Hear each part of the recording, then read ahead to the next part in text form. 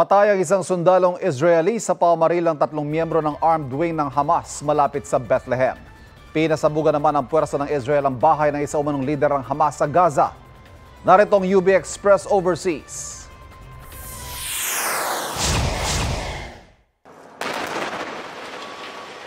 Pinulbos ng Israel Defense Forces ang umunay tirahan ng Hamas leader na si Ismail Haniyeh sa Gaza. Ginagamit daw itong tagpuan ng mga senior leader ng Hamas group para magplano ng pag-atake. Ayon sa kanilang army chief, malapit na nilang mapatumbang military system ng Hamas sa northern Gaza Strip. Sa isang gusali naman na malapit sa Al-Shifa Hospital sa Gaza, na-recover ng Israeli Army ang labi ng umunoy isa sa mahigit 200 bihag ng Hamas group na dinukot nila ng salakay ng southern Israel noong October 7.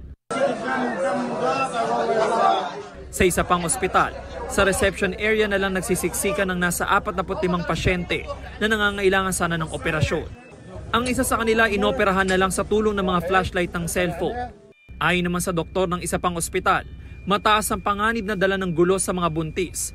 Simula nang pumutok ang giyera, tumaas daw ang bilang ng mga nakukunan, premature na nanganganak at sanggol na namamatay sa sinapupunan. Malaking problema rin ang kakulangan sa pagkain dahil sa limitadong food supply.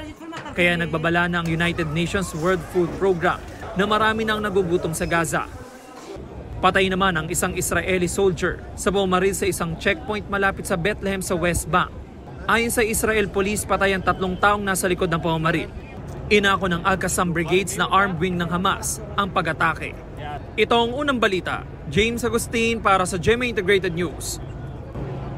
Mga kapuso, para laging una sa mga balita, bisitahin at mag-subscribe sa GMA Integrated News sa YouTube. Sa mga kapuso abroad, samahan niyo kami sa GMA Pinoy TV at sa www.gmanews.tv.